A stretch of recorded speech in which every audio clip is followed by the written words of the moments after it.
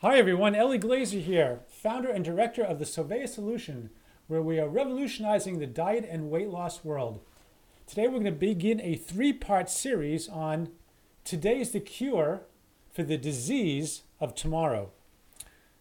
Don't worry, I'll get back on my diet tomorrow.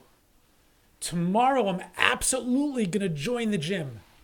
First thing tomorrow, I'll go to the store and buy that new weight loss book. Tomorrow, tomorrow, tomorrow. Does that sound familiar?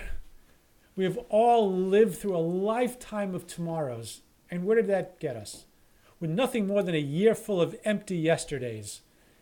We use the disease of tomorrow as a promising pillow of procrastination on which to rest our raging rationalizations, giving us solace to succumb to our immediate gratifications, even though it will end up being nothing more than an agonizing bed of nails.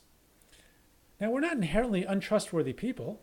We have a genuine talent, however, to be internally disingenuous when it comes to justifying a palatable passion.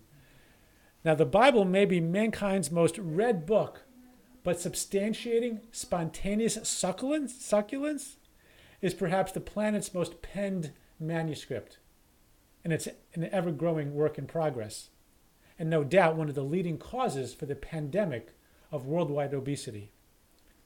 That's why unconditional honesty is one of the fundamental principles to which I keep circling back.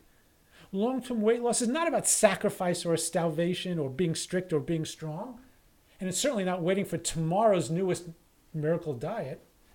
It's about the willingness to be unconditionally honest with ourselves and our feelings about food, to admit that we are respectable people with a remarkable penchant to be self-deceiving when it comes to defending a dietary desire. It's one of the indispensable moving parts that we must manage as we engage in this transformative process.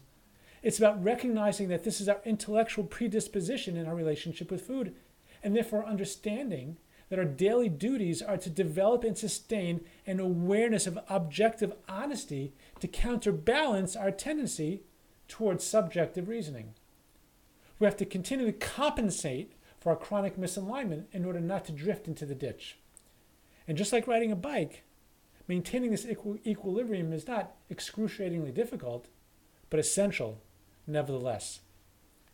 And that's why I call it the disease of tomorrow. It's diseased thinking, a dearth of direct and deliberate discernment when confronted with a desire for Danish.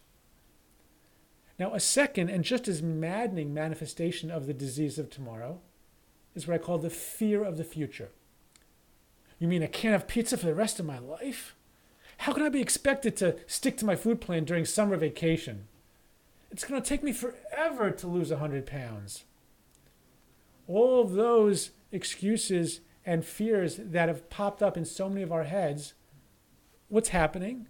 We're projecting the consequences of our current commitment to the coming days, weeks, months, or years, and conclude that we're incapable of that level of consistency. Right now, we may be perfectly resolute in our intellectual recognition and internal acceptance that lasagna is a liability, not an asset in achieving our inviolable priority of losing weight and changing our relationship with food. Our head and heart are aligned. We're good with it. But then our eyes begin peering up above our daily plate of immediate aspirations and start gazing into the future and the perceived potential pitfalls based either on the longevity required to meet our goals or the challenging environments or temptations with which we'll be confronted. Suddenly, our unbendable commitment becomes highly pliable. Our firm foundation has faded to a weak-kneed posture. What happened? We invest our emotional energy into the fear of the future, which paralyzes us from being successful in the present. Again, we invest our emotional energy into the fear of the future, which paralyzes us from being successful in the present. Our determination account, which was just flush with purpose and resolve, is now teetering on bankruptcy. We've been robbed of our willingness by a con man masquerading as reasonable expectations. And the tragedy of that, it was an all-in inside job. That stinking thinking sank us again. But there is an antidote. It's called today. Today is the cure for the disease of tomorrow, and thus the next of the 7 Soveya Keys to unlock our blocks. Now, your first reaction to this might be, that's tired and trite. Well, my resounding response is, it's tried and true. So tune in next week as we continue diving into today's the cure for the disease of tomorrow.